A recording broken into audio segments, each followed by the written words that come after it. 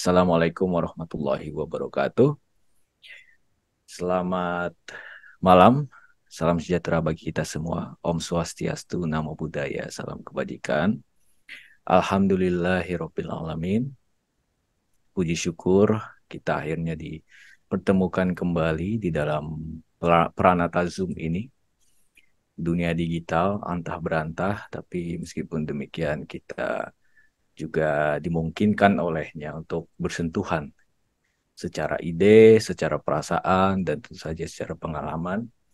Dan ternyata tidak begitu berbeda, bahkan kadangkala bisa lebih lebih dalam gitu menyentuhnya ya. Kita bisa langsung terinspirasi, insya Allah. Dan inspirasi itu berkah dan bisa menjadi manfaat untuk kita semua. Program ini berjudul Mengenal Sang Aku, yang di dalamnya kita akan berupaya melakukan self-inquiry, penyelidikan diri, yaitu bertanya tentang hal-hal fundamental dalam kehidupan dan merelasikannya dengan diri kita, serta tidak fokus kepada objek, melainkan kepada subjek yang pada mulanya menganggap suatu objek itu sebagai masalah. Jadi, kalau ada suatu masalah yang kita anggap sebagai masalah, self-inquiry mengajak kita untuk tunggu. Step back dulu nih. Hening dulu nih. Makanya tadi kita diawali dengan hening kan. Bener gak sih objek yang kulihat ini masalah? Bagaimana jika dia tampak masalah karena aku pakai kacamata yang membuat dia tampak masalah? Ini objek warna biru karena aku pakai kacamata berlensa berwarna biru gitu. Jadi tampak jelas. Jadi ada self-critical juga di dalam self-inquiry. Bukan bertanya apa sih sebenarnya masalahnya. Bukan hanya itu, tapi juga dari perspektif akal, apa aku memandangnya sebagai masalah pada mulanya gitu. Nah, karena itu self-inquiry mempunyai tendensi untuk membuat kita mandiri, independen, tidak didikte oleh satu pemahaman tertentu, nggak gitu. Kita diajak untuk berani melakukannya sendiri. Nggak bisa dititip orang self self itu ya juga.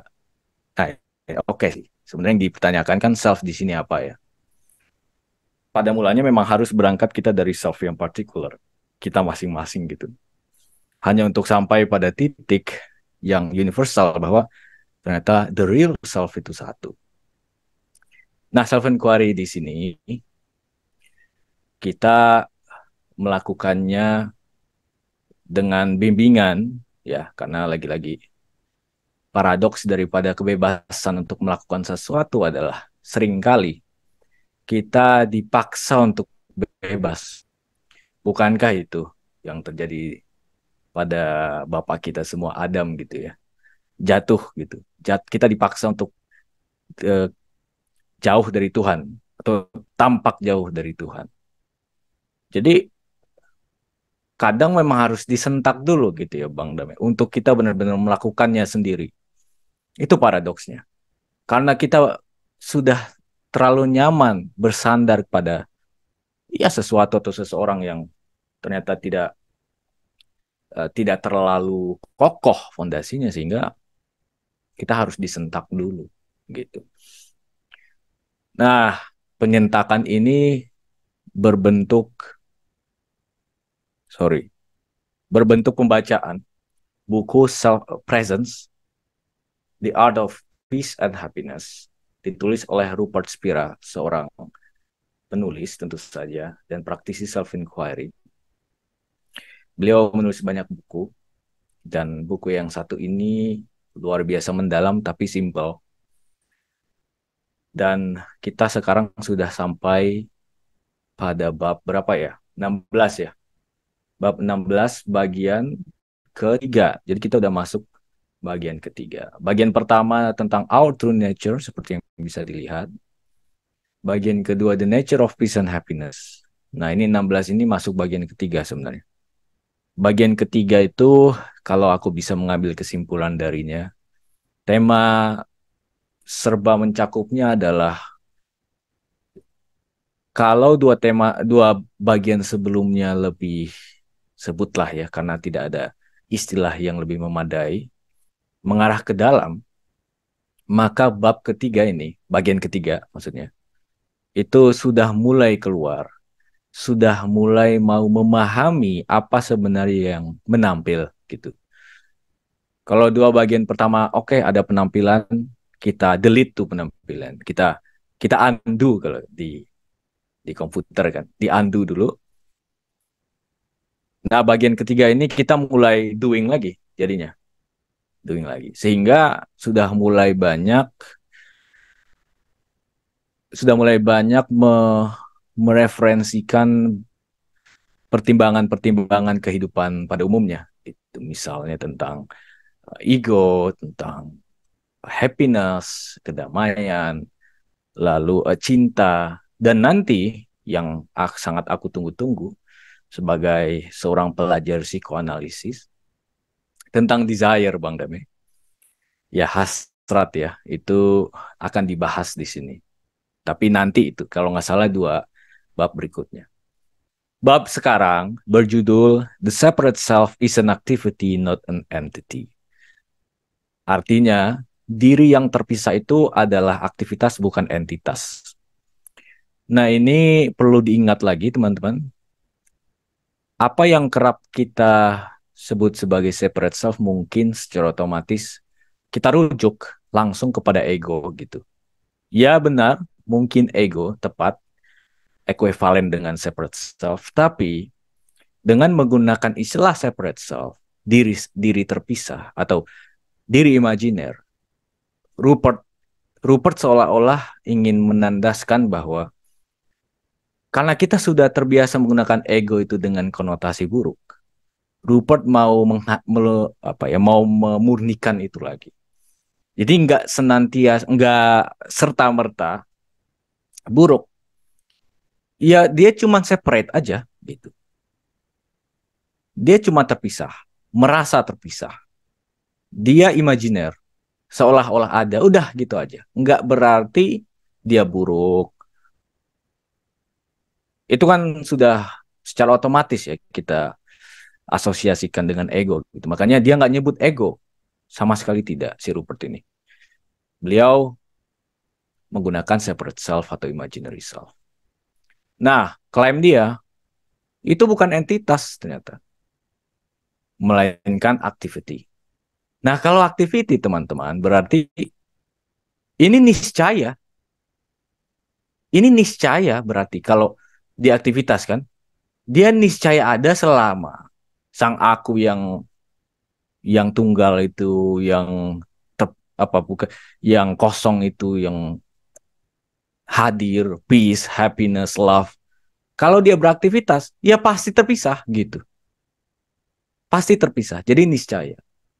Nah, karena itu nggak ada lagi sikap memusuhi separate self. Karena separate self ini adalah bagian dari sang aku juga.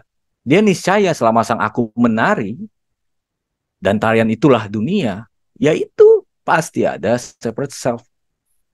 Nanti di bab awal, paragraf awal, Rupert mengatakan itu karena resistance, karena penolakan, karena apa ya, tidak menerima gitu. Jadi ini ada keterpisahan. Oke, mungkin itu saja dari aku sebentar. Ini kok ada echo ya tadi ya? Sorry. Ya, karena ini kita membaca bersama-sama. Teman-teman yang mau bertanya langsung saja ditaruh di kolom komentar atau raise hand. Tapi raise hand itu akan disambut setelah kita bersama dengan Bang Dame membaca bukunya. Oke, thank you. Silakan kepada Bang Dame. Bismillahirrahmanirrahim. Dengan nama Allah yang Maha Pengasih dan Maha Penyayang. Assalamualaikum warahmatullahi wabarakatuh. Terima kasih Bang Arif ya, sudah memberi pengantar yang bagus. Alhamdulillahirabbil alamin. Segala puja-puji kita haturkan kehadirat Allah malam ini. Kembali kita bersama-sama belajar, berkontemplasi, praktek self-inquiry. Inquiry berarti bertanya sekaligus menyelidiki apa sebetulnya yang terjadi, apa yang hadir, apa yang hakiki. Mudah-mudahan sahabat-sahabat di sini mulai mandiri untuk bisa menemukan sendiri kebenaran. Kebenaran yang tidak melalui perantara lagi dari orang, tapi langsung dialami sendiri, direct experience. Kita menaruh hormat pada guru-guru yang ditakdirkan hadir dalam perjalanan hidup kita, baik berupa guru yang hadir secara fisik jasmani, juga guru yang hadir secara digital, buku, dan seterusnya, khususnya dalam tradisi Islam, sosok atau hakikat ilahi yang disebut dengan penampilan Muhammad Rasulullah. Termasuk guru yang sekarang ini kita baca bukunya adalah Rupert Spira, yang juga mendalami tradisi agama-agama besar, ya, Zen, Buddhism, Advaita Vedanta, Ibnu Islam Robi dari juga ya. sufinya, dari Jalaluddin Rumi, Ibn Arabi, dan seterusnya. Bagi sahabat-sahabat yang konsisten hadir di sini, itu sudah mulai terbiasa kebenaran bukan lagi dipertentangkan, diperdebatkan, tapi disaksikan langsung, dialami langsung gitu. Karena perdebatan itu adalah wilayah akal yang tidak matang. Kalau apalagi debat gitu, tapi kalau sudah dialektika, dialog, itu akalnya sudah lebih dewasa. Gitu. Malam ini kita akan membahas satu judul yang sebetulnya masih berkaitan dengan judul-judul sebelumnya, yaitu the separate self is not the separate self is an activity. Ya, diri yang disebut diri terpisah, ego, atau imaginary self itu aktivitas. Dia bukan entitas sendiri. Kalau mau analogi sekarang, itu seperti screen yang disaksikan oleh teman-teman, baik berupa HP, screen HP, screen laptop atau iPad. Jadi gambar itu, gambar Dame dan Arif, sebagai gambar Dame dan Arif itu seolah-olah terpisah dan berbeda. Ya, jadi gambar Dame ini itulah yang disebut particular self, separate self. Dia tidak punya entitas sendiri, kecuali adalah dia sebagai screen. Ya, ini mudah dimengerti ketika itu layar datar, 2D, ya, 2 dimensi gitu Bang Arif ya. Tapi kalau dia sudah dengan panca indera kita 3 dimensi, agak susah kita menyadari. Kalau kita rujuk pengalaman kita bermimpi, ya, pengalaman mimpi, dalam mimpi itu saat kita dalam mimpi ada aktivitas, ada appearance, ada yang tampak, objek-objek di situ. Saat itu kita sebagai seolah-olah separate self, individu. Jadi ada aku, persona di dalam mimpi, dan dari sudut pandang dia, dia melihat sekitarnya. Ada misalnya di London gitu ya, aku dan sosok lain berbeda, aku dan kota, aku dan gedung berbeda gitu. Tapi pada saat mimpi itu berakhir, saya bangun, saya langsung menyadari mimpi tadi adalah aktivitas imajinasi saya. Aktivitas pikiran saya. Aktivitas itu hanya ada ketika aku menjadi separate self gitu kan. Tapi begitu aku kembali kepada diriku, nggak ada aktivitas gitu kira-kira. Ya, Hmm. itu analogi-analogi yang membantu teman-teman nanti bisa berkontemplasi sendiri. Sekarang mari kita kepada pengantarnya dan pembacaan, ya.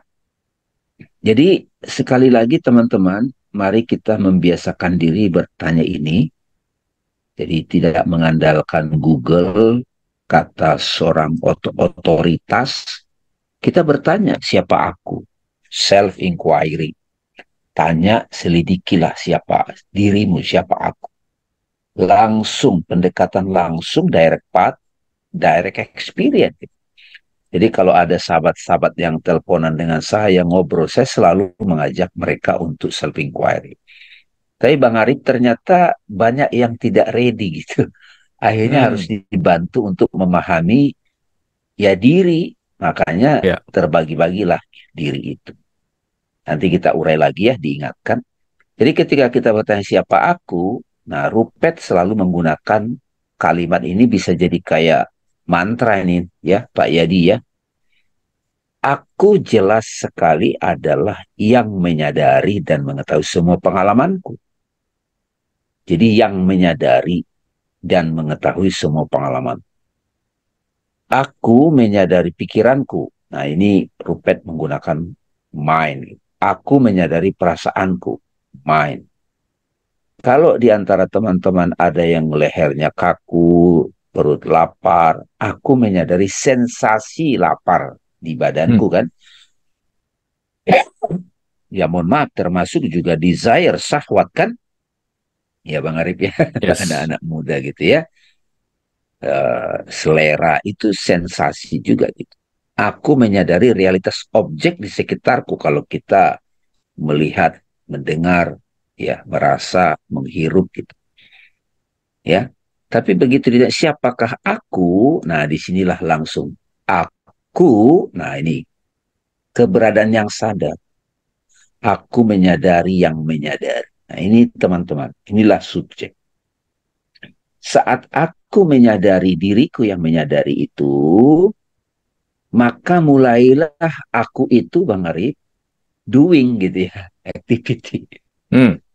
Jadi teman-teman, doing itu, activity itu bisa terjadi hanya di pikiran loh. Jadi jangan selalu dianggap doing itu hanya melibatkan badan. Tapi doing itu, ini harus mulai dibiasakan ya Bang Arif ya. Doing atau Yes. activity itu merasa, kita, kan kita suka jalan-jalan tuh di pikiran. Ketika ingat teman lama, kita tonjok dia di pikiran kita kan, weh kenapa sih lu begitu nyakitin gue lu, begitu. Jadi itu terjadi aktivitas. Termasuk ketika kita mengenang pengalaman romantis, itu kan activity. Hmm. Kita hidupkan kembali kisah itu, kisah romantis itu, gitu lah kira-kira.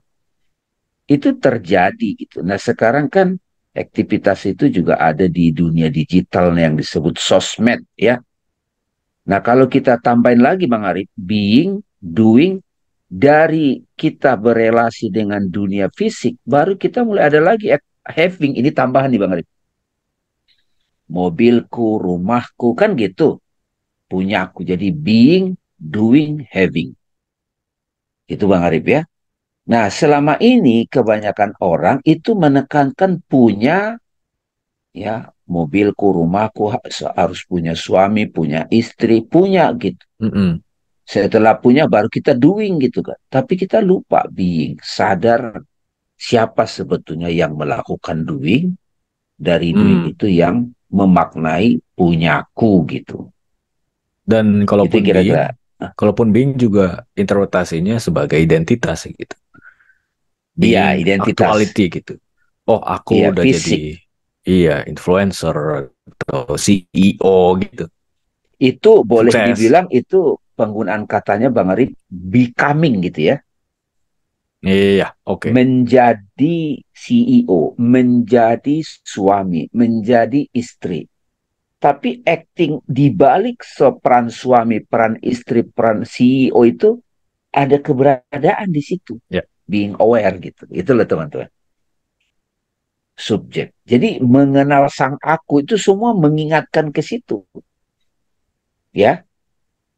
Oke. Nah ini dipertajam ya, what and who am I ya. I am itulah being. Nah, kalau tubuh ini berakhir teman-teman, I am atau being ini masih ada nggak? Masih ada. Mind masih ada nggak? Ya masih ada. Ini activity kan gitu. Itu kira-kira ya. Nah, ini tadi dunia itu kita alami melalui melihat, mendengar, merasa, meraba, mencium. Tubuh itu kita alami melalui kepekaan terhadap apa yang kita rasa secara fisik. Mind kita alami melalui gambar yang hadir di batin, pemikiran, feeling, memory. Ini disebut imaginal object ya. Nah, I am itu sendiri, subjek itu adalah kalau di tasawuf itu aku tiupkan rohku ya. Aku tiupkan rohku. Nah, sekarang juga di sosmed ya. Digital world, digital object. Jadi sang kesadaran atau sang subjek itulah being, mind and body itu activity. Nah, world itu jadi kita having Bang Arif ya. Itu kira-kira ya, sahabat-sahabat. Nah, sekarang kita masuk ke teks nih, Bang Arif. The separate self is an activity, not entity. Not an entity. Gitu. Jadi bukan sebuah entitas. Entitas itu terpisah gitu. Ya. Proses menolak dan mencari, ya kan. Kita menolak, kenapa nih orang ini datang? Kita mencari uang, mencari kebahagiaan, mencari kedamaian, mencari surga. Nah, ini langsung ditekankan banget proses menolak dan mencari pengalaman tidak bahagia atau penderitaan. Jadi pada saat kita menolak dan mencari itu otomatis kita akan mengalami ketidakbahagiaan atau penderitaan. Itu sebetulnya adalah aktivitas berpikir dan merasakan ya. An activity of thinking and feeling. Diri yang nah ini sebetulnya aktivitas dari separate self, diri yang terpisah, bukanlah suatu entitas, melainkan aktivitas menolak dan mencari. Nah itu dari situ sebetulnya bisa kita luaskan tuh uraian-uraiannya Bang Arif. Mencari kesuksesan, menolak keburukan. Itu makanya self inquiry ini siapa ya dalam diriku, siapa ini yang menolak ini, siapa ini yang mencari kebahagiaan ini gitu. Ya.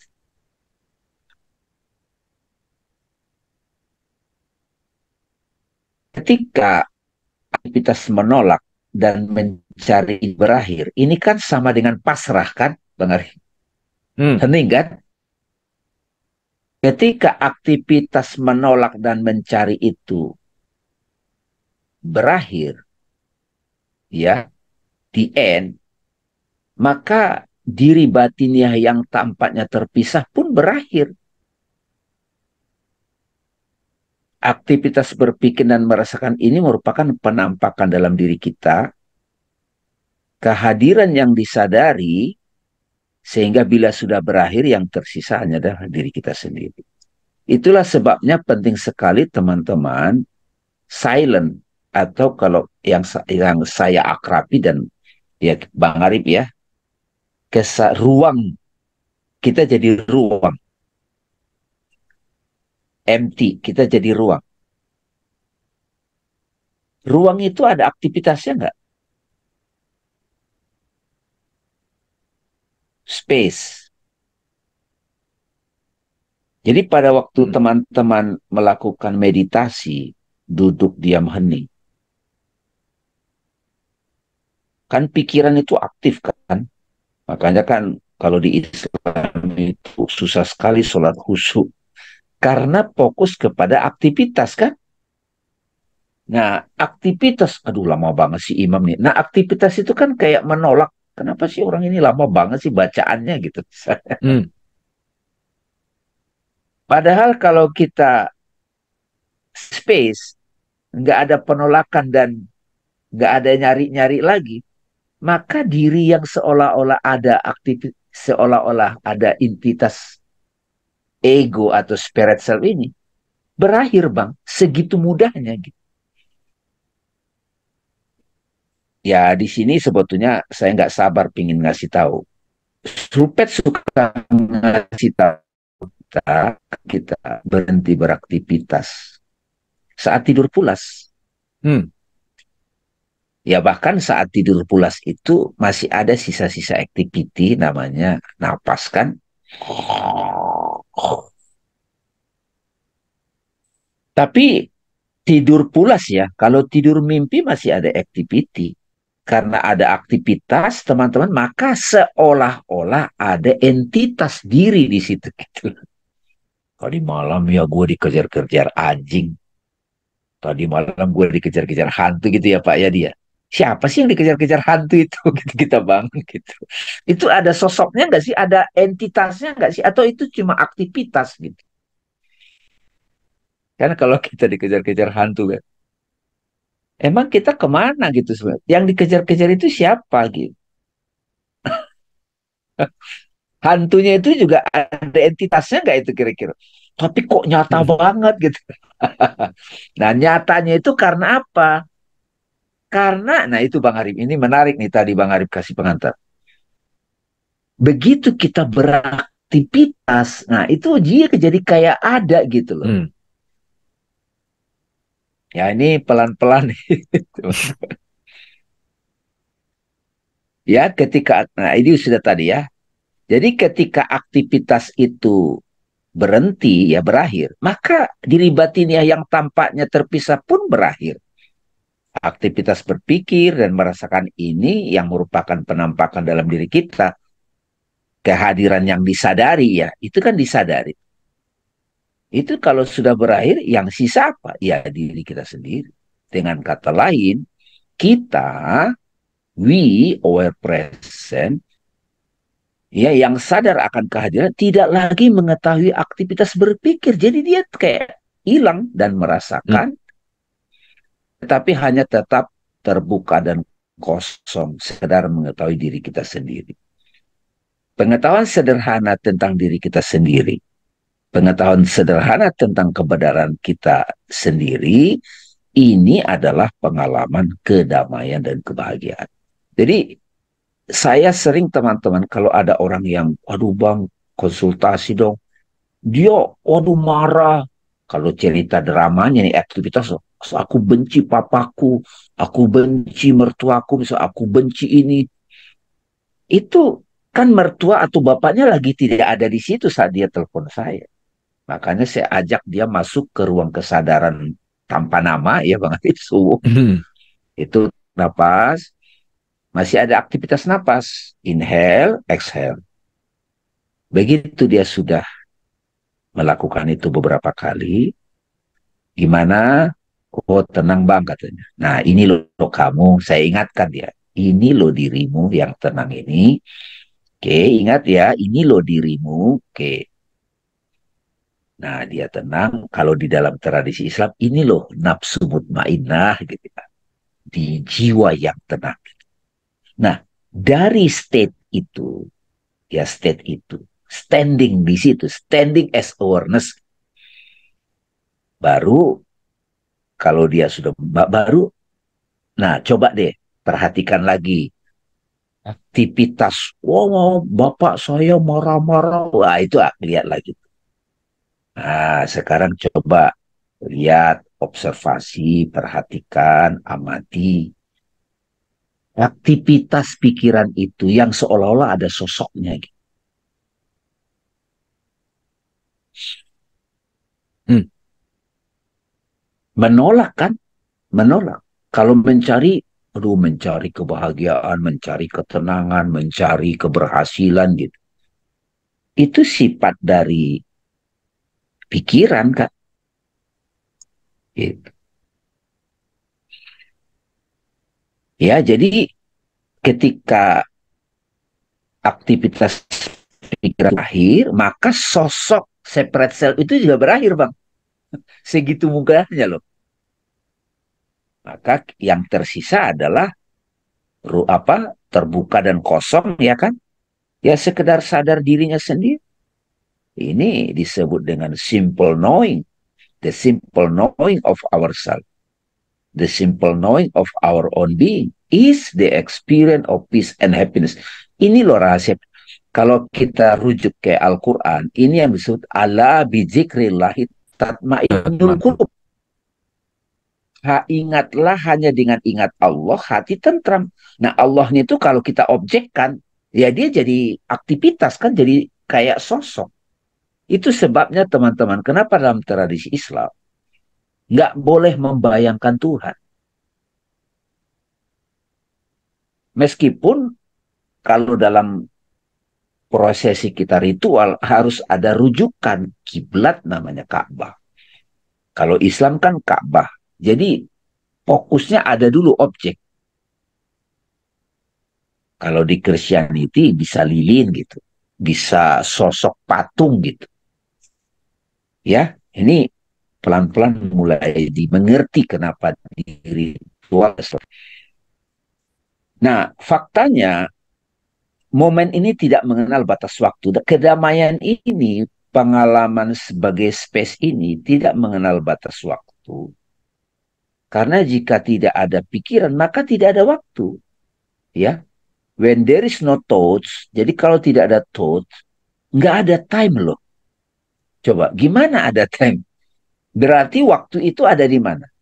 Ketika ada aktivitas pikiran, sebutlah masa lalu, masa depan. Ketika tidak ada pikiran, ada waktu nggak ya?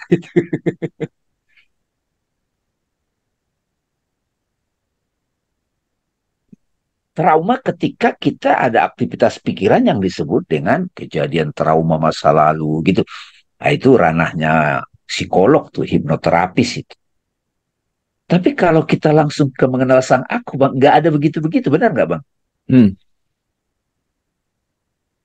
Tidak ada waktunya juga. Kedamaian, kebahagiaan, keindahan, dan cinta yang abadi adalah pengalaman yang akrab dan umum. Itu sebetulnya familiar dan common experience. Ketika kita mengatakan keindahan membuat saya takjub, when we say the beauty took my breath away, gitu kan, yang kita maksud sebenarnya adalah kita dibawa ke momen total, di mana tidak ada ruang untuk pergerakan pikiran. Orang kalau ngeliat keindahan, itu kan pikiran kayak berhenti menganalisa, Bang. Bengong aja, bewilderment kalau kata apa, tahayyuro kalau di tasawuf. Nabi bersabda, tambahkanlah keherananku, ketakjubanku gitu. Diam aja, bengong, takjub. Itu keindahan. Bukankah itu sebetulnya kita masuk ke momen keheningan yang sebetulnya selalu ada gitu. Keindahan musik. Oh my God, wow. Kadang itu ada rasa damai, keharuan, ketakjuban. Itu.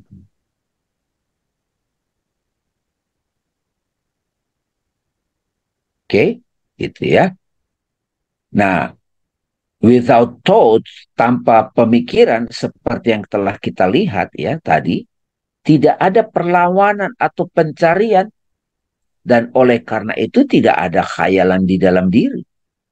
Ini pengalaman beauty adalah pengalaman tauhid, Bang Arif.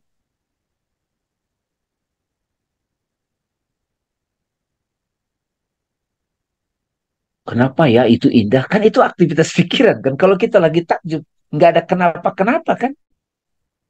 Tidak ada analisa.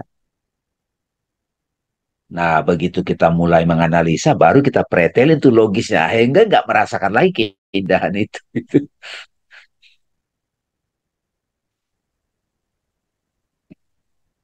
Jadi tidak ada lagi, nah, no imaginary inside self. Jadi tidak ada diri yang, ya, imaginary self. Tanpa adanya diri yang di dalam itu, maka tidak ada objek luar gitu, dunia dan atau lainnya. Ini dahsyat loh ini Bang Arif. Karena keduanya merupakan dua aspek dari keyakinan keliru yang sama.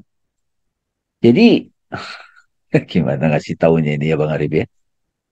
Kalau tidak ada ego, tidak ada separate self, semuanya ini satu, iya nggak Bang? Hmm. Ketika kita di sini di layar laptop ini ada 31 gambar,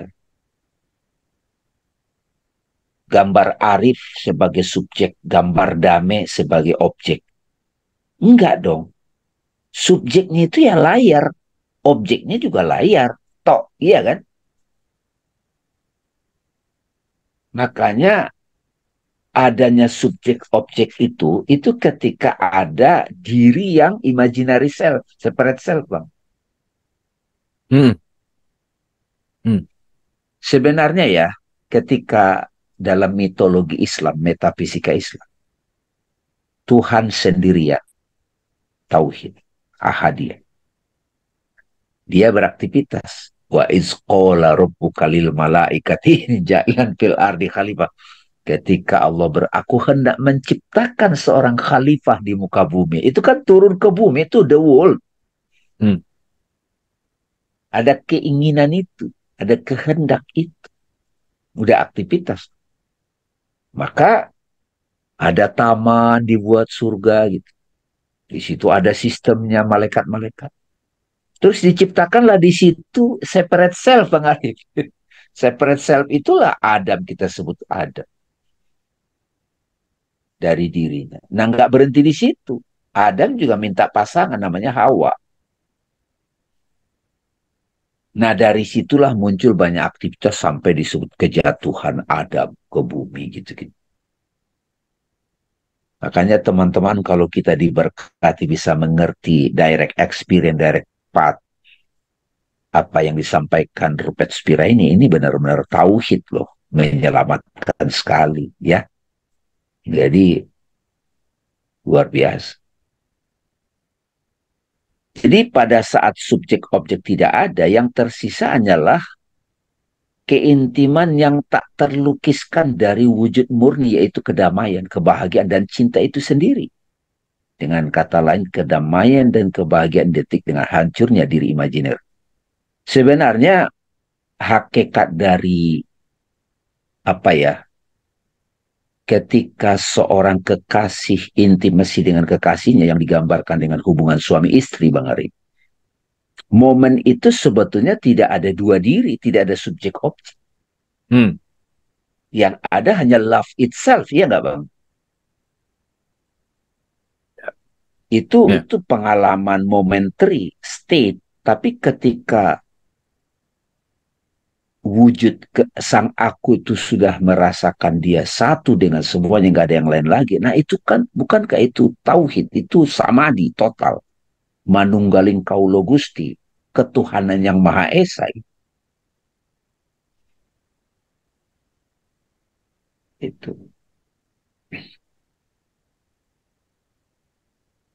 ya, diri imajiner ya, imaginary self. Karena alasan inilah diri khayalan tidak pernah bisa menemukan kedamaian dan kebahagiaan yang dicarinya. Ini penting nih Bang Ari. Jadi imaginary self can never find the peace and happiness that it seeks. Jadi si ego, si self itu tidak pernah menemukan kedamaian dan kebahagiaan.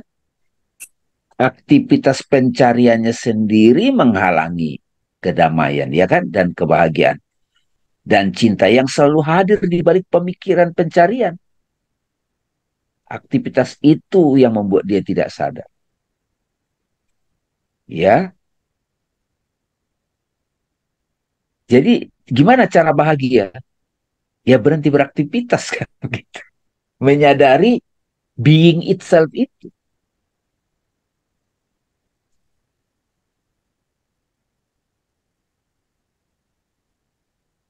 Namun imajinasi di dalam diri juga tidak bisa berhenti mencari ya, itu tidak bisa berhenti mencari. In other words, the imaginary inside self is unhappiness itself. Dengan kata lain, imajinasi yang ada di dalam diri kita adalah ketidakbahagiaan itu sendiri. Coba deh cek teman-teman. Jadi makanya sebetulnya kita itu udah sering happy, bahagia, damai itu saat tidur pulas. Ya, Demikian pula kedamaian, kebahagiaan, dan cinta, pengetahuan sederhana tentang kebenaran kita sendiri, atau pengenalan kesadaran akan diri kita sendiri, sama artinya dengan lenyapnya aktivitas yang terpisah dalam diri.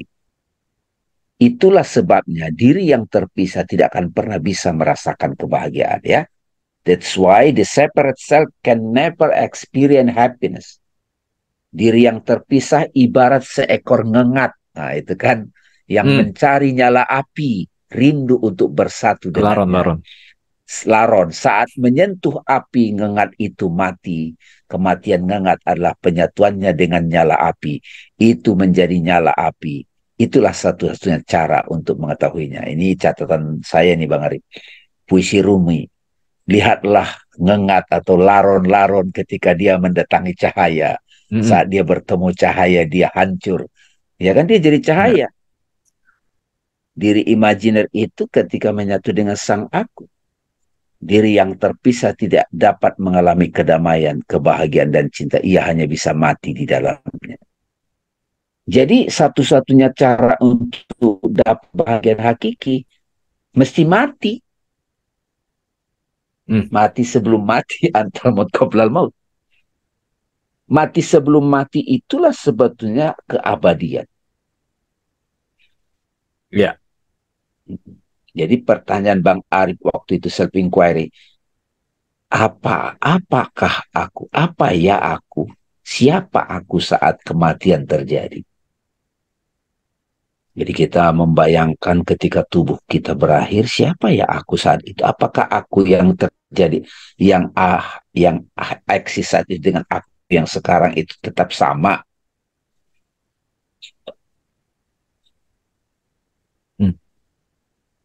Itu.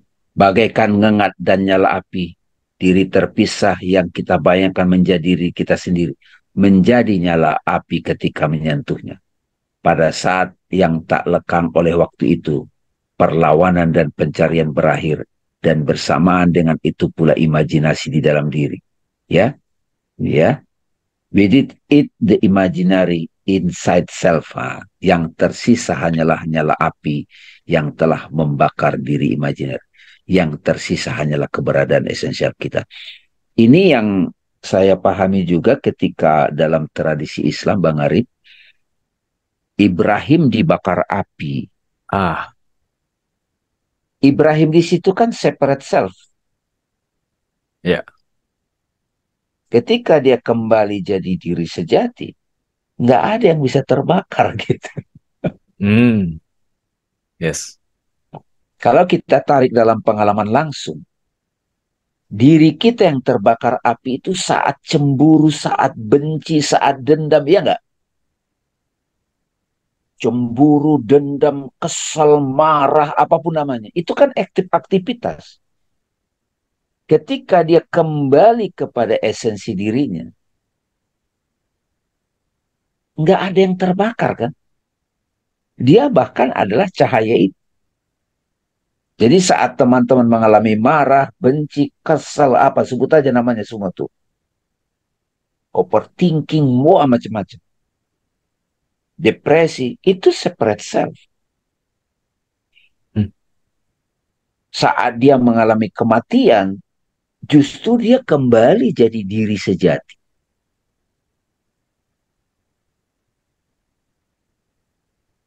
Ini ada perumpamaan lain, Bang Arif. Ya. Ini Vedanta nih. Air, laut, ombak, Pak Yadi. Ini sama nggak ini sebetulnya keberadaannya? Air, laut, ombak. Kalau esensinya semua ini kan air. Laut itu ya ketika dia disebut seluruhnya. Ombak adalah aktivitas kan? Apakah ombak pernah terpunya entitas sendiri? Bukankah entitas sebenarnya adalah air dan laut? Ya kan? Being aware yang sadar itu atau air dan laut. Separate self is an entity, not an entity. Ombak itu bukan entitas, dia adalah aktivitas. Ya. Tapi ketika dia beraktivitas, dia adalah air, ya nggak? Dia adalah laut itu. Tetap.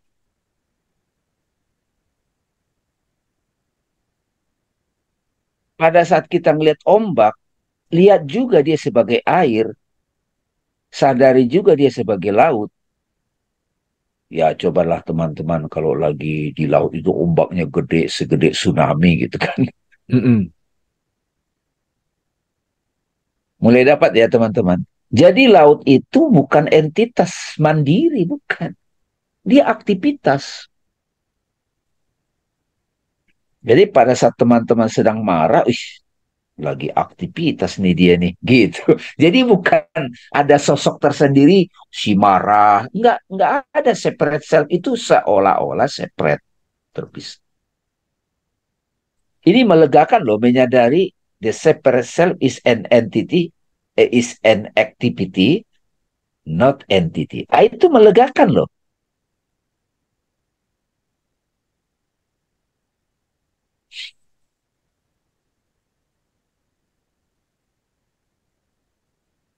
Faktanya kita tidak menjadi apapun. Sebaliknya, identitas kita yang selalu merupakan kehadiran sadar yang sama, baik disadari atau tidak, dibebaskan dari keyakinan dan perasaan yang telah tumpangkan padanya, yang seolah-olah mengubahnya menjadi entitas yang terpisah dan terbatas, dan dikembalikan ke diri kita sendiri, kondisi alamiahnya, di mana tidak ada rasa perlawanan atau pencarian.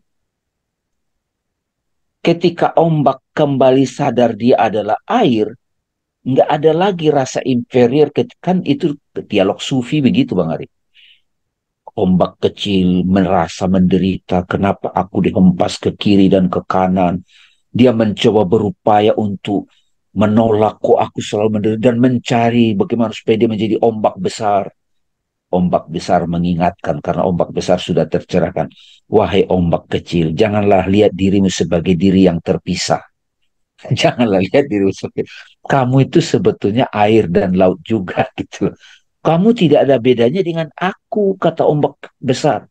Enggak, aku itu selalu dihempas, hidupku selalu terhina, dikucilkan, enggak dianggap. Janganlah lihat dirimu sebagai aktivitas, lihatlah dirimu sebagai laut atau air.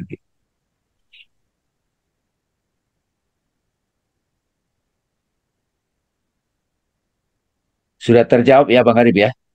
Udah mulai dapat ya? Ini Hmm. masih betah ya teman-teman ya? Kita baca terus ya.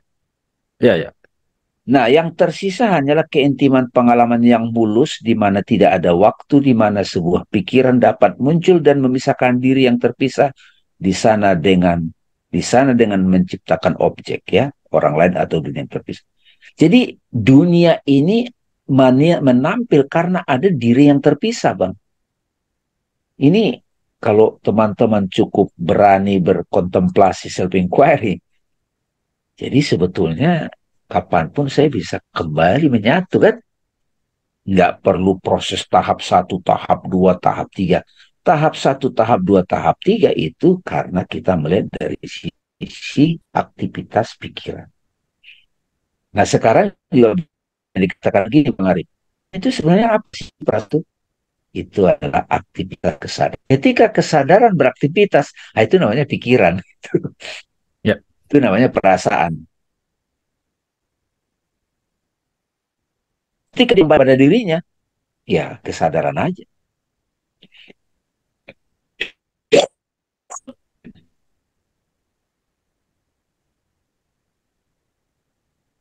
Di sana, dalam ketiadaan waktu, bersinar di inti semua pengalaman, menunggu untuk dikenali. Nah ini ya, ini simply waiting to be recognized.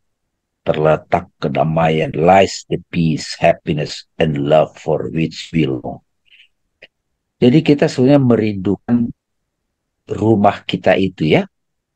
Ketika diri imajiner terlepas dari keyakinan dan perasaan yang membatasi pada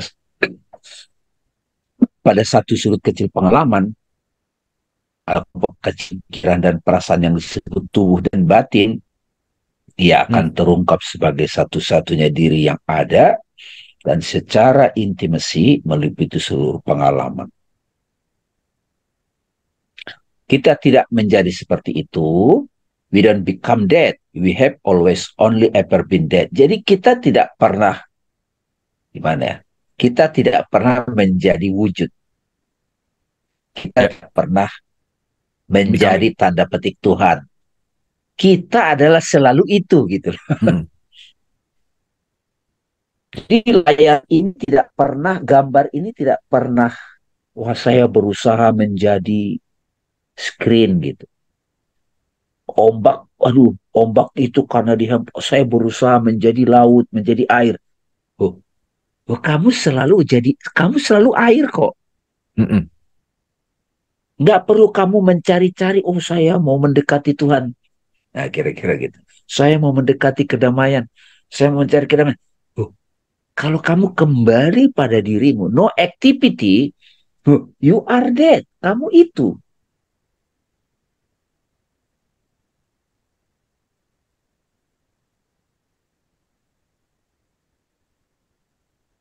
Jadi kedamaian itu apa?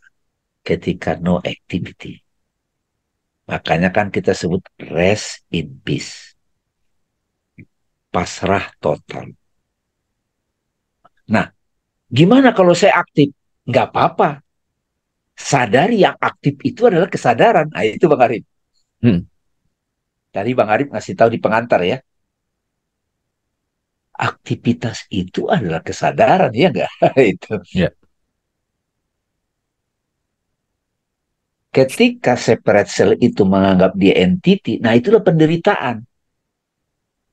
Ketika dia disadari sebagai aktivitas, nah dia misalnya lagi marah nih, lagi kesel. Si kesadaran lagi aktif nih. Oke, lagi aktif.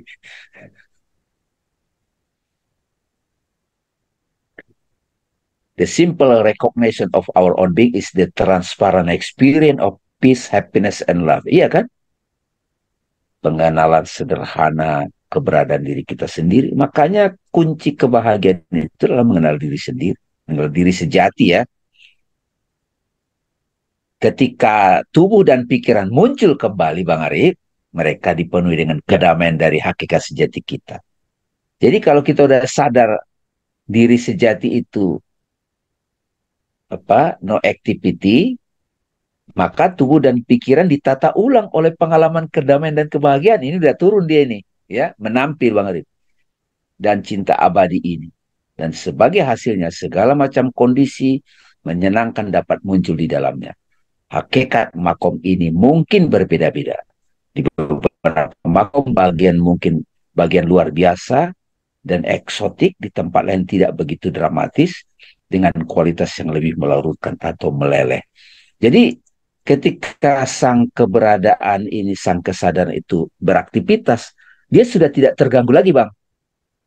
Gitu ya, Bang ya. mm, ya, Udah nggak terganggu lagi ketika ya sufi seorang wali itu menampil di dunia. Dia sudah nggak lagi terguncang oleh drama-drama kehidupan.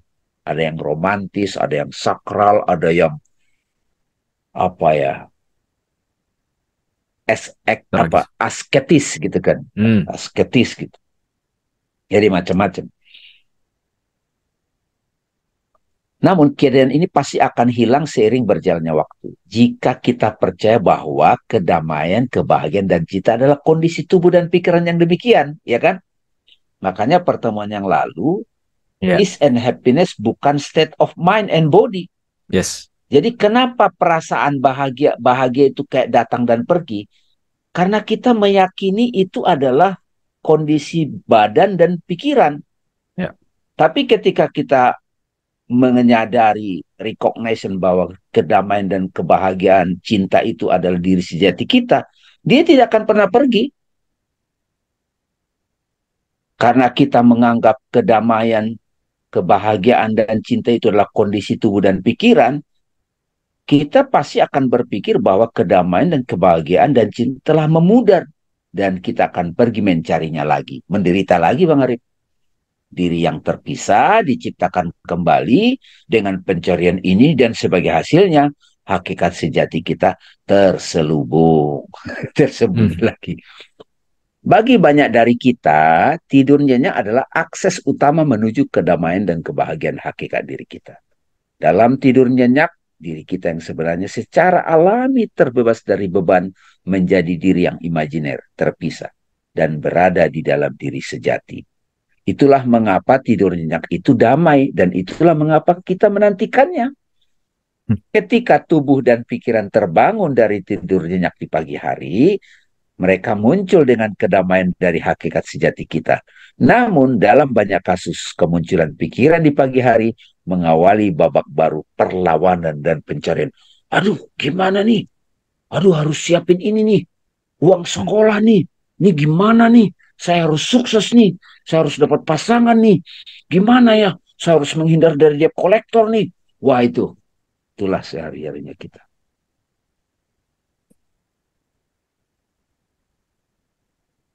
Yang imajiner di dalam diri diciptakan kembali dengan penolakan terhadap saat ini dan sekali lagi berkelana ke negeri nun jauh, ke dalam dunia khayalan yang berada di luar, terpisah dan jauh dari dirinya sendiri, mencari kedamaian yang ada dalam tidur dan yang kini terselubung oleh keinginan untuk itu gitu. Makanya banyak penyakit orang sekarang pingin tidur nyenyak, pakai obat tidur lah, pakai segala macam.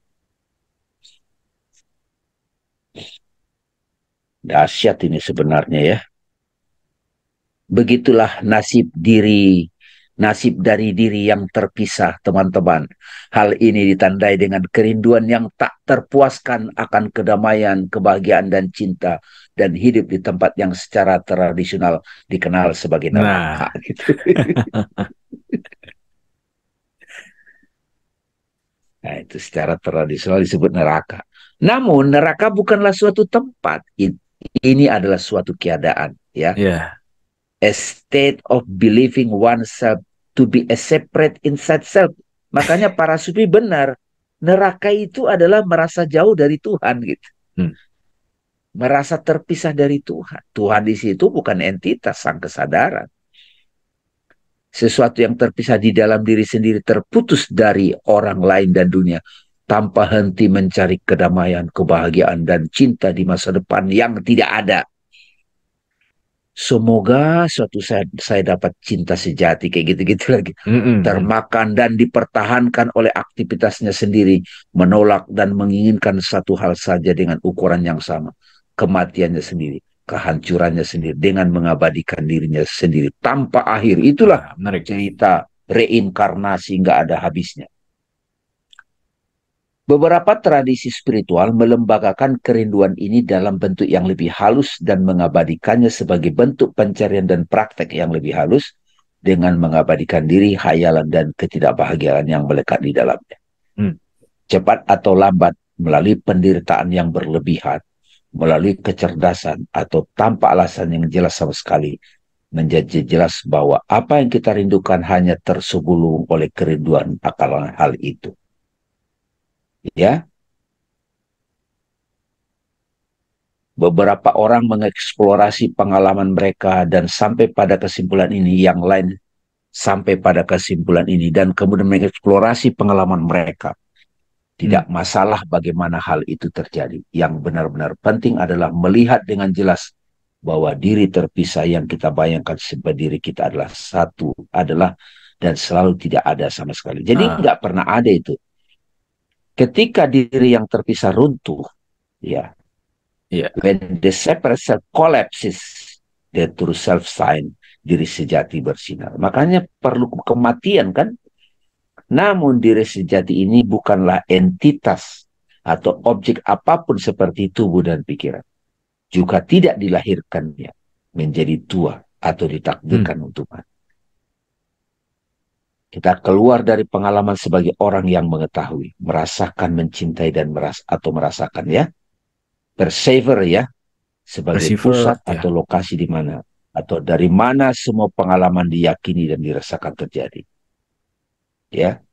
Dan sebaliknya kita mendapati diri kita tidak terbatas dan tidak berada di lokasi, hadir di mana-mana dan dalam segala hal. Satu kesatuan yang intim dengan segala penampakan, tetapi tidak terbuat dari apapun yang tampak.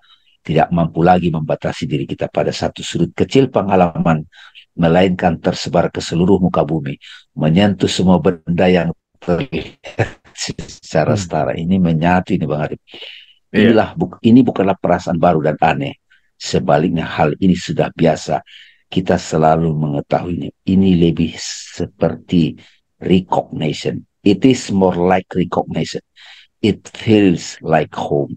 Ini yang Hmm. disebut sebetulnya penyatuan.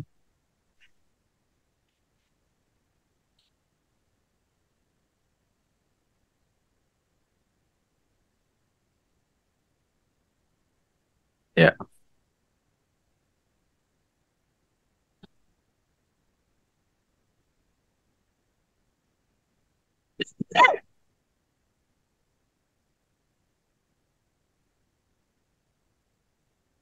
Ini kita terdiam ini.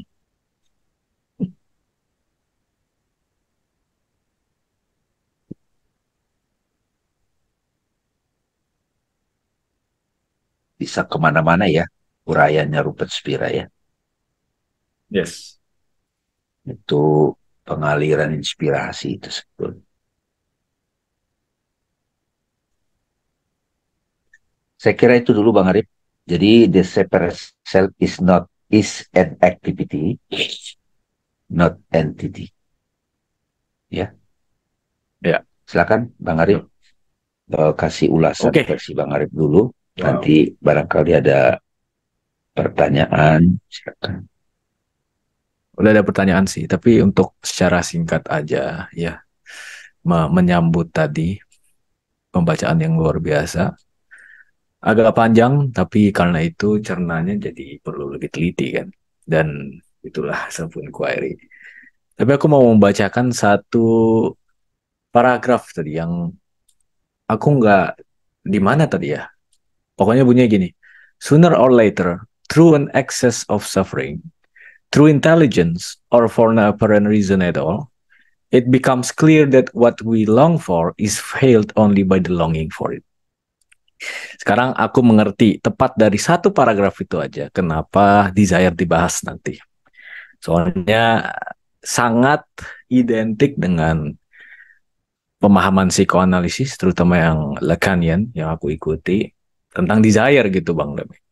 Jadi apa yang kita rindukan, apa yang kita inginkan, itu muncul karena aksi kerinduan itu aja. Aksi mencarinya itu.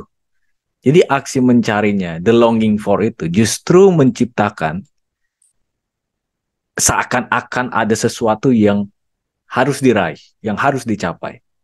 Jadi aktivitas itu memang bisa mengelabui kita karena dia cenderung secara otomatis menciptakan objektifnya. Ini menarik kata-kata objektif. Karena ya ada kata objek di situ. Dan objek ini, sahabat-sahabat, kita bisa ingat dari bahasa Inggris berarti reject. Objek itu kan menolak. Literally. Artinya objek menolak. Jadi objection gitu kan, penolakan. Jadi memang fakta bahwa ada objek seakan-akan entitasnya itu menolak untuk diasimilasi dengan subjek gitu. Karena itu dia memisahkan dirinya. Dan memang hubungan objek ini muncul dari imaginary self. Kalau di psikoanalisis itulah yang disebut ego gitu. Ego itu adalah image dan kita membayangkan diri kita adalah itu dan terjadilah pembatasan antara di luar dan di dalam gitu. Karena itu hubungan subjek dan objek muncul dari situ. Nah, tapi yang menarik gini, kan aktivitas ya, separate ya. Aku ingin ya kita bisa melakukan semacam sebuah penelitian filosofis, terus objek-objek yang tampak ini apa gitu. Nah, kalau aku karena memang mempelajari fisika kuantum,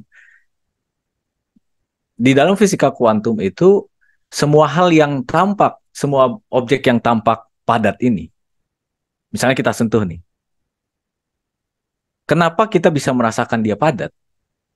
Karena gampangnya gini, elektron-elektron, lebih tepatnya elektron yang membangun atom-atom kita, itu saling menolak, Bang. Jadinya saling menolak. secara efektif saling penolakan ini kita persepsi sebagai padat gitu. Nah kalau nggak ditolak, udah nembus kita, gitulah kira-kira. Nah karena ditolak, dia seakan-akan padat. Nah itu wawasan pertama. Wawasan kedua dari fisika kuantum, mau selambat apapun, partikel-partikel ini nggak bisa nggak gerak, selalu ada aktivitas gitu. Nah, oke, langsung lompat ya asosiasiku. Berarti memang objek-objek yang tampak ini emang hasil dari aktivitas gitu, bukan entity. Aktivitas dari elektron-elektron itu, partikel-partikel itu. Nah, sekarang pertanyaan yang lebih dalam, partikel itu apa sih? Ternyata bukan partikel juga. Ternyata gelombang-gelombang yang dihasilkan dari ruang vakum, ruang kekosongan, ruang tanpa nama gitu Bang Dame, yang memang mereka melakukan aktivitas di situ. Ada aktivitas disebutnya quantum fluctuations. Ada fluktuasi di situ. Sehingga yang kita lihat tampak, ini kita bahas di episode sebelumnya kan, yang tampak substansial, mantap, tidak berubah, terus bisa mempertahankan dirinya ini, ternyata adalah hasil dari sebuah dinamika yang begitu keotik. Gitu. Dinamika yang wow, gerak-gerak terus ini, yang berdansa terus ini, adalah sebuah aktivitas gitu. Tampak sebagai entity, ya kan? Karena itu makanya banyak quantum physicists mereka banyak membahas kesadaran juga, terus subjek itu gimana gitu kan. Ya wajar karena itu memang menantang keingintahuan mereka juga. Terus apalagi ya, banyak sih yang aku catat di sini. Terus tadi tentang mencari gitu. Rupert ada alinea yang bagus tadi. Pencarian itu adalah negasi atas kekinian. Kita mencari sesuatu ada di depan atau ada di belakang. Ya karena kita menolak yang sekarang. Jadi inherent di dalam sebuah pencarian, sebuah penolakan. Mencarikan sebuah aktivitas. Nah, yang aku mungkin akan sedikit, ya kita coba ya secara bersama-sama. Di dalam aksi self-inquiry, itu ada pencarian nggak? Apakah itu berarti penolakan? Gitu. Apa yang ditolak dalam self-inquiry? Jadi gitu. Itu sebuah reflexivity kan. Apakah dalam self-inquiry ada penolakan?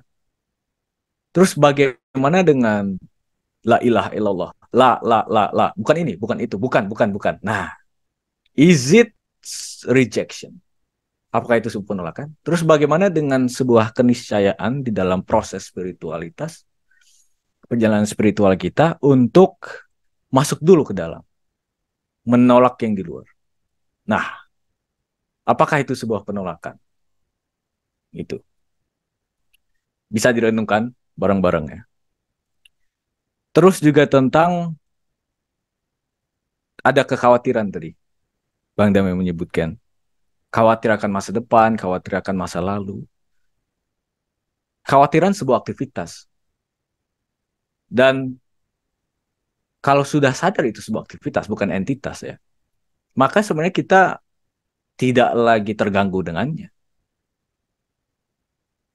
Jadi gini, bukan berarti, karena ada kecenderungan ngambil kesimpulan kita, bukan berarti kita nggak ngapa-ngapain.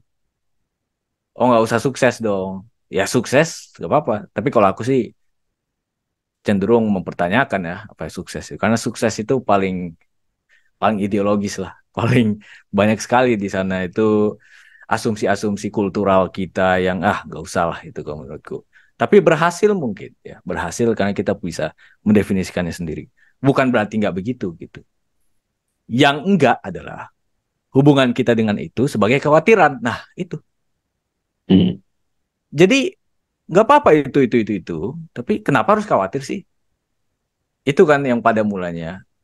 Ya kekhawatiran mengganggu kita karena kita nganggapnya entitas tersendiri. Padahal ternyata kita sendiri yang beraktivitas seperti itu. Gitu. Nah, untuk menjawab yang sebelumnya tadi, apakah self-inquiry menolak atau enggak, ini justru malah mengungkapkan keterhubungan semuanya gitu, ketersatuan semua. Semuanya jadi tunggal, nggak lagi terpisah gitu. Aktivitas pun adalah kesadaran. Yang menegasikan pun adalah kesadaran. Yang menolak pun juga gitu. Jadi Iya, iya, iya. ya kan, pada saat aku menolak itu juga sebuah kesadaran, sebuah aktivitas menjadi mengganggu kita kalau kita menganggapnya sebagai entitas gitu. Karena apalagi yang bukan menolak, yang sangat menolak selain bukan ini, bukan ini. Hua gitu. Neti itu kan sebuah penolakan kan. Sebuah negasi gitu. Udah gitu kemarin episode sebelumnya kita berbicara tentang negasi 2 kali kan. Negasi dari negasi gitu. Jadi si objek ini bukan objek, kita masuk ke ranah yang lebih luas lagi, jadi ruang tanpa nama. Itulah yang yang kita temui, atau lebih tepatnya kita sadari, karena bukan menjadi ya, karena sudah selalu kita merupakan itu gitu. Jadi yang namanya penolakan di sini juga lebur ya, nggak ada lagi penolakan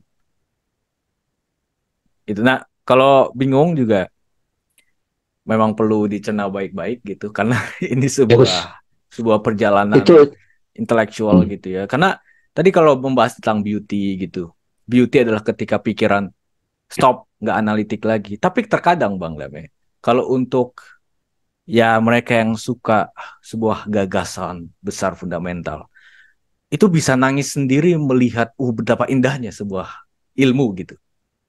Sebuah ilmu itu keindah sendiri. Apalagi apa ya, eh, manifestasi pikiran selain ilmu gitu. Tapi bisa bisa kita takjub sendiri gitu melihat ilmu yang ya Bang Damai pasti tahu lah gitu. Kalau baca buku Ibnu Arabi gitu kan, waduh, bukan nangis karena nggak ngerti, bukan. Tapi ini indah banget gitu. Sebuah inspirasi besar ini. Aku pernah baca bukunya Todd McGowan, dia seorang filsuf kontemporer, tentang identity politics and universality. Tentang politik, tapi aku nangis bacanya. Karena betapa ketika kita di dalam politik itu berfokus pada universality, itu wah indah banget gitu. Identity politics itulah justru yang menghukum kita, kata dia. Wah, merinding aku setiap baca itu. Padahal tentang politik. Kok bisa nangis tentang politik? Tapi universal politics. Yang Plato canangkan. Tapi seiring berjalannya waktu, jadi terdistorsi gitu. Ingat ya, di Republik itu egaliter loh. Nggak ada perbedaan perempuan laki-laki. Semuanya bisa gitu. Tapi punya wisdom, kata Plato. Pemimpin harus filsuf juga. Harus ada kemampuan untuk berfilosofi. Gitu kan. Dan dibandingkan Aristoteles yang jelas-jelas malah melakukan segregasi terhadap gender bahkan atau apa gitu dan seterusnya. Jadi gitu. Oke, itu aja teman-teman. Ada pertanyaan nih? Kecuali kalau Bang Dewi ya, mau menanggapi dulu. ya. Terima kasih Bang Arif. Ini indah sekali nih teman-teman sekalian. Saya berupaya untuk mengajak teman-teman untuk merelasikan dengan pengalaman sehari-hari kita ya. Yang tadi sebenarnya kalau dicermati yang dipaparkan baik oleh saya sebagai pembaca teks, Bang Arif juga, saat kita menolak sesuatu, ya, keburukan kita tolak, menyebalkan kita tolak. Terus akhirnya dari penolakan itu kita kan mencari sesuatu yang kita anggap membuat kita bahagia, damai, gitu, senang. Gitu. Penolakan dan pencarian itu kan bareng sebetulnya. Di mana ada penolakan, saat yang sama di situ ada mencari sesuatu yang ideal, versi dia. Nah, Rupert itu memberikan satu judul, tema yang langsung merangkum semuanya. The separate self is and activity. Separate self itu sebenarnya yang menolak dan mencari. Ya. Teman-teman mau nyebut itu ego, personality, silakan. Kita punya banyak personality loh teman-teman. Dia bentuknya kenangan, ya. Saya nggak mau ingat, itu kan nolak, ya kan? Nah, ketika kita sudah menghayati apa yang disampaikan Rupert, yaitu itu hanya aktivitas. Dia tidak punya entitas sendiri loh. Karena dia hanya aktivitas dan tidak punya entitas sendiri, dia sebetulnya tidak powerful. Hmm. Dia tidak powerful. Makanya kan kalau kita kaitkan dengan tradisi Islam, kalimat dahsyat la ilaha illallah. La ilaha illallah itu kan menolak dulu Bang Arif. Iya kan? Ya. Ya. La ilaha. Itu kan menolak. Nah, dalam penolakan-penolakan itu, sisanya apa? Hmm. Sisanya apa? Makanya banyak orang bersaksi itu masih la ilaha, belum illallah. Oke. Jadi sepanjang hidup kita, itu kita bersaksinya baru la ilaha. Saya tidak mau ini, saya tidak mau ini. Ilah itu, ilah itu terjemahannya Tuhan. Tapi di situ maknanya dalam kehidupan kita yang langsung dialami adalah sesuatu yang kita pentingkan. Karena itu kita puja. Karena itu dia mengatur kita. Itu kan bentuk pemikiran, separate self. Saya tidak mau ini, saya tidak mau ingat ini, saya tidak mau orang itu, saya tidak mau ini. Tidak, tidak, tidak, tidak, tidak, tidak, tidak, tidak. Nah, kenapa kita nggak tanya, ini siapa sih yang menolak ini? Ya. Yang selalu menolak ini siapa? Itulah self-inquiry, direct path. Saat kita mengarahkan perhatian kita bukan lagi kepada tanda petik yang di luar, tapi ini siapa nih yang menolak ini? Aku. Tapi ini kadang datang, kadang pergi gitu. Nah, saat kita bisa mengidentifikasi bahwa separate self ini hanya aktivitas, bukan entitas mandiri, maka aktivitas siapa? Illallah, Allah. Hmm. Nah, saat kita seperti itu, saat menyadari itu, recognition our self, maka penolakan dan pencarian itu tidak lagi dipertentangkan, Bang Ari. Ya. Gitu. Ya, jadi silakan teman-teman kita berkontemplasi dalam kehidupan kita, kita periksa. Memang harus ada momen retreat sih, harus momen halwah. Nabi Muhammad juga mencontohkan ke Gua Hiro gitu ya, atau bertahajud gitu ya, atau bermeditasi menyendiri. Nah ini kan juga seperti itu. Jadi kok saya nggak, ini ngomong apa sih ini? Nggak apa-apa teman-teman, tapi ditonton ulang kan langsung diupload Bang Arif di YouTube.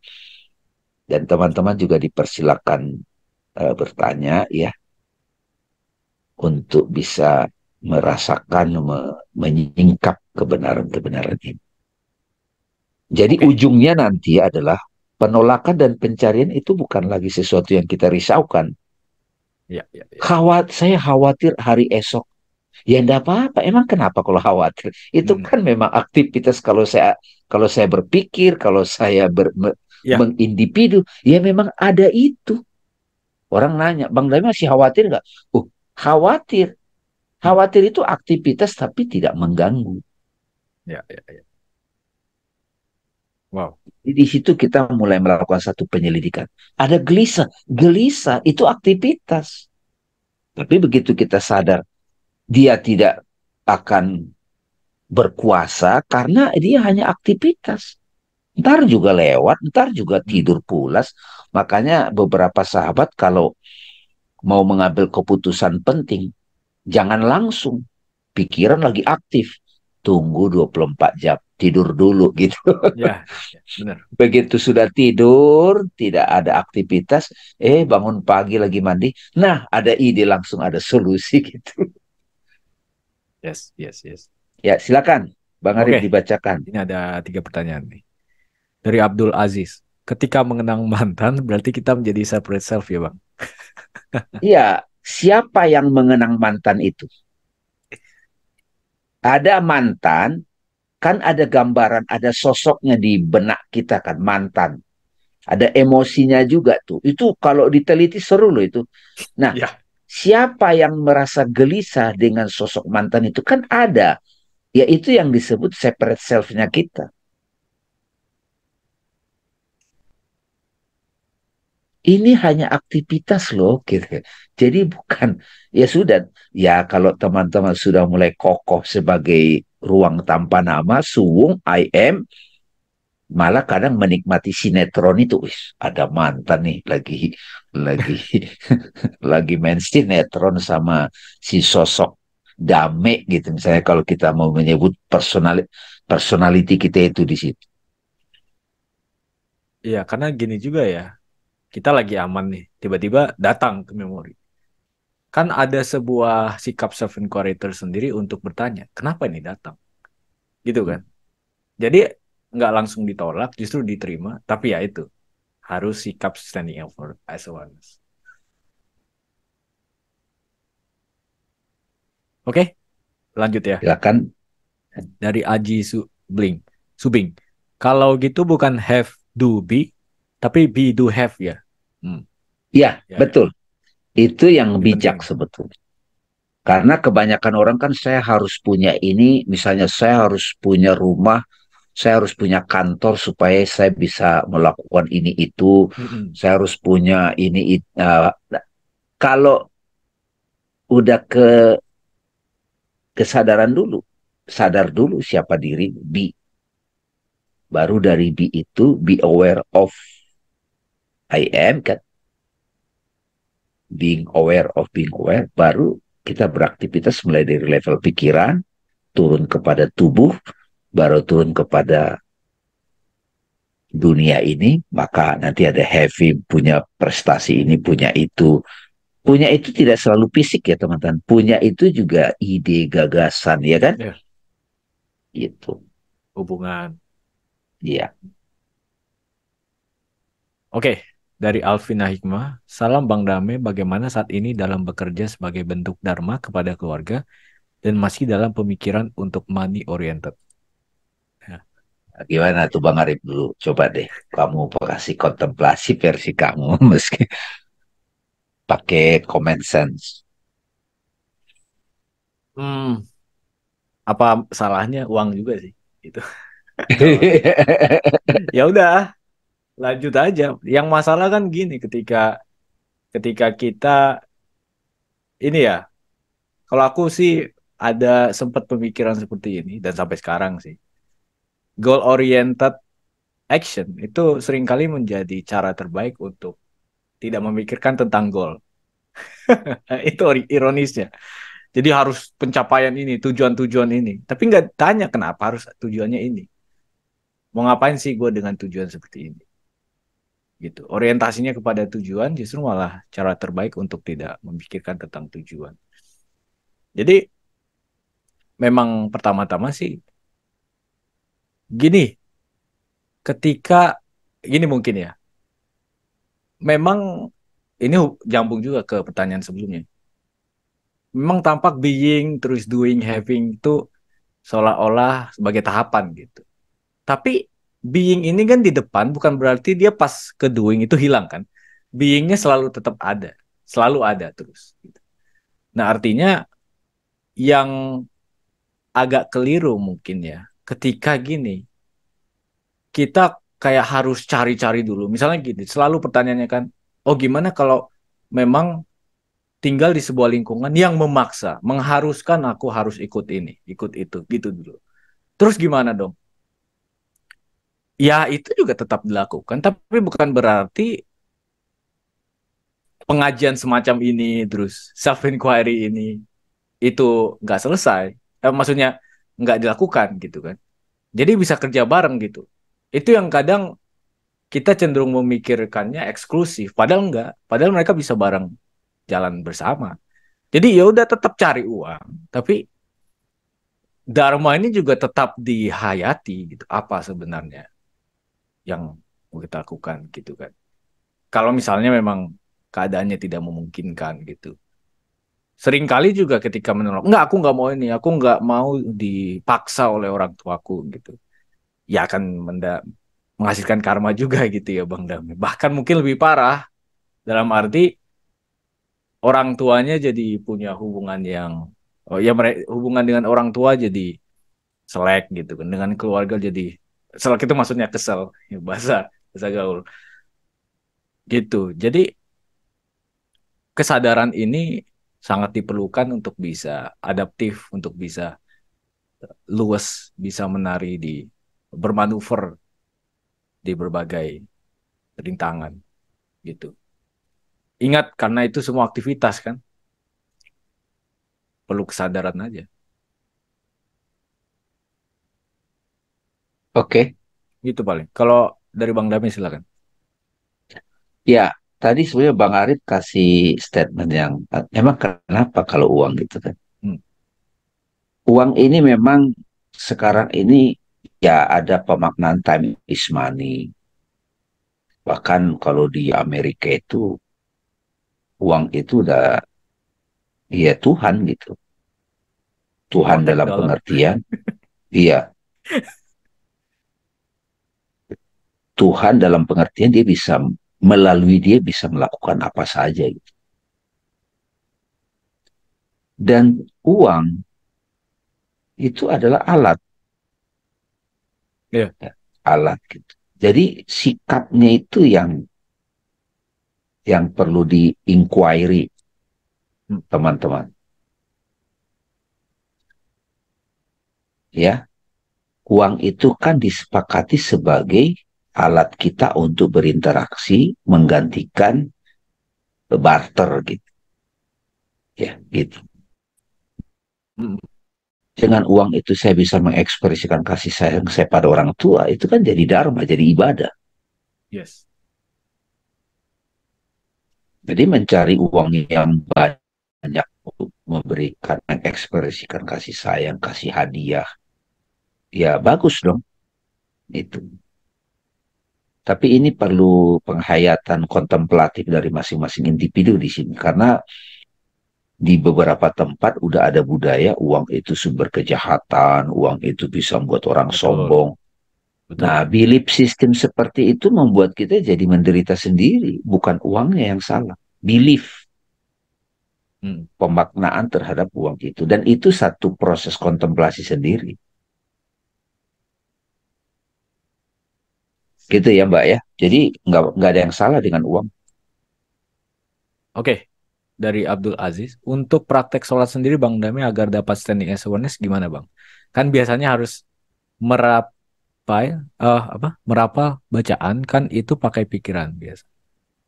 Oke, menarik nih. Oh itu ya, Ya, sholat ya.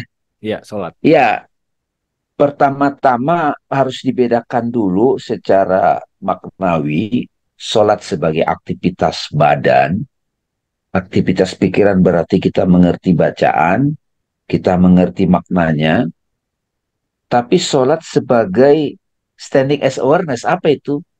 Akimis sholata li jikri gitu. Itu dulu teman-teman. Selama ini kan kita sudah terkoptasi memaknai sholat itu aktivitas ritual badani, maknanya apa, terus nggak kita pikirin. Jadi pemaknaan sholat dari perspektif fikih itu jadi boleh nggak boleh aktivitas. Sehingga kita lupa kepada sholat itu sebagai zikir gitu. Zikir itu berarti sadar gitu. Ayatnya jelas referensinya surat Toha surat 20 ayat 14. Akimis sholata li zikri. Dirikan gitu. Dirikan itu kan melakukan satu proses dirikan. Standing kan? Mm-mm. Standing. Sholat intimacy connecting itu untuk ingat aku.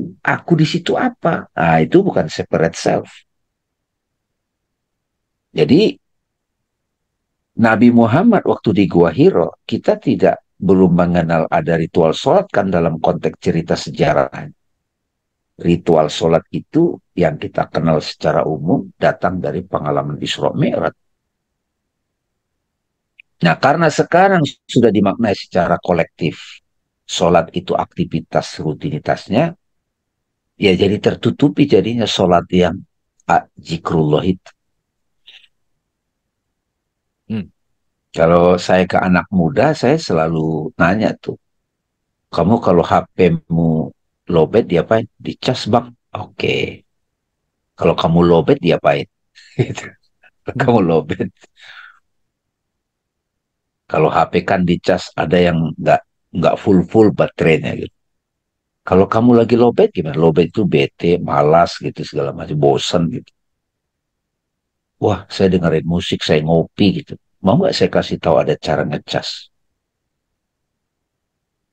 Nah, di situ saya kasih pemaknaan. Sholat. Kalau di Christianity saat teduh, meditasi. Nah, di sini ini self inquiry kita itu langsung ke intinya ini.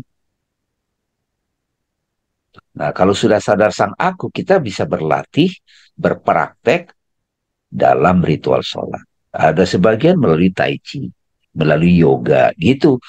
Jadi tidak lagi kita terjebak pada pertengkaran perbedaan mazhab gitu. Habis waktu di situ. Di beberapa YouTube saya banyak mengulas itu, Mas.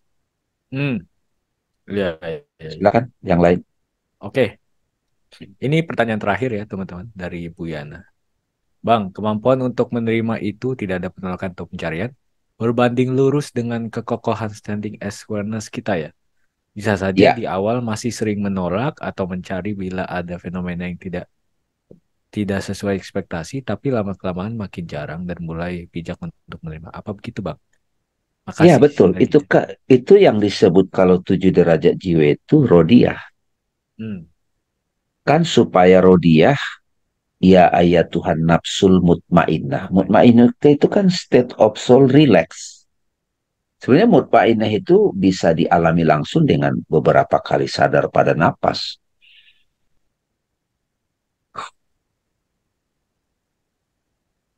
Kan itu udah tenang tuh. Nah, setelah kita di situ, peace itself, baru kita ya menyaksikan pikiran itu, kita accept. Nah, saya selalu menggunakan ini pemaknaan pribadi, Mbak ya. Kalau kita sudah menemukan hikmah dari kejadian itu yang sekarang jadi memori, kita tidak lagi ada penolakan, nggak ada pencarian lagi. Terus saya udah tahu kok hikmahnya.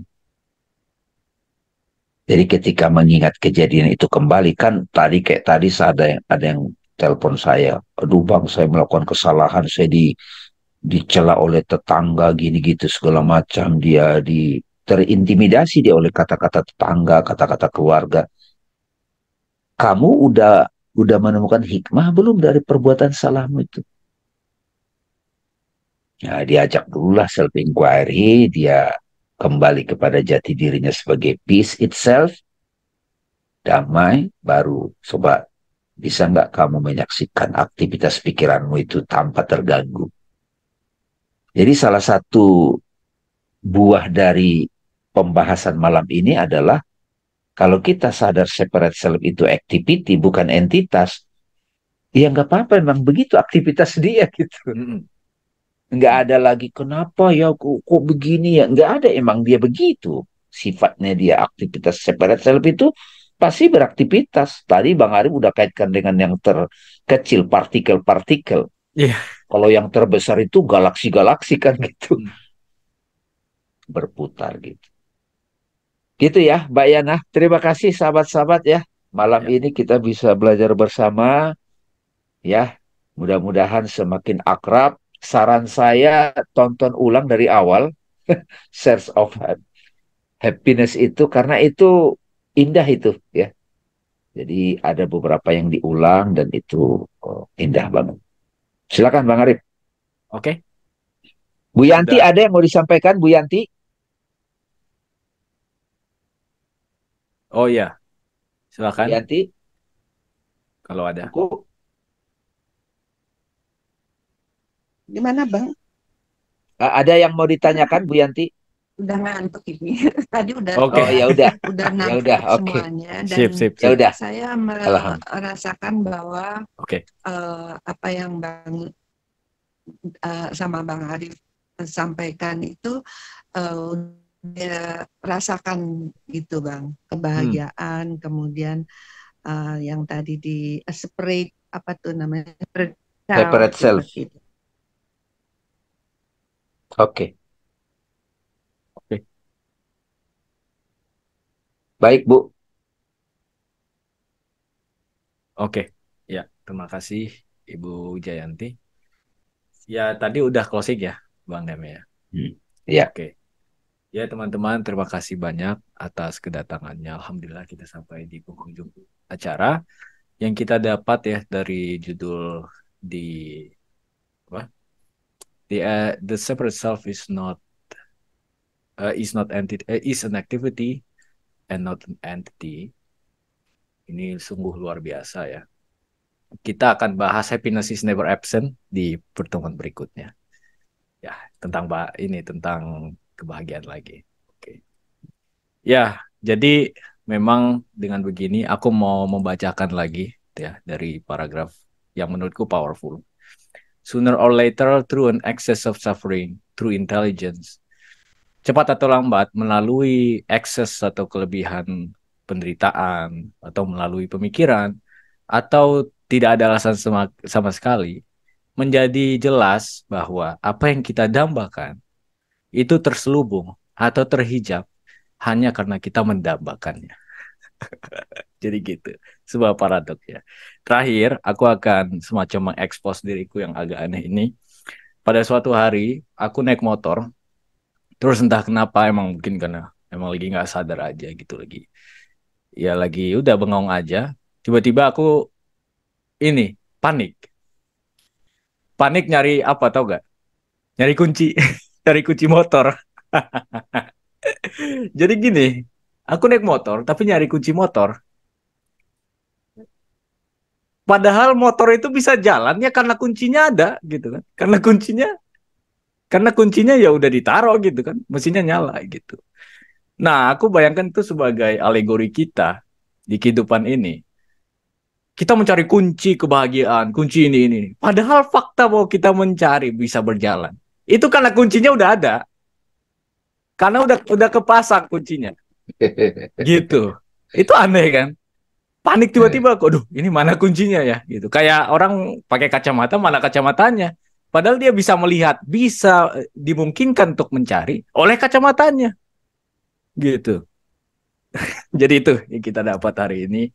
Semoga ini bisa direnungkan dan ya bisa bermanfaat berkah untuk kita semua terutama di dunia yang semakin wah kalau nggak pakai kacamata yang tepat kita bisa terbawa arus gitu ya di mana-mana udah kekacauan gitu kan. Tapi ya itu lagi-lagi sebuah perspektif yang perlu kita renungkan, perlu kita tanamkan agar melihatnya utuh gitu. Itu yang penting.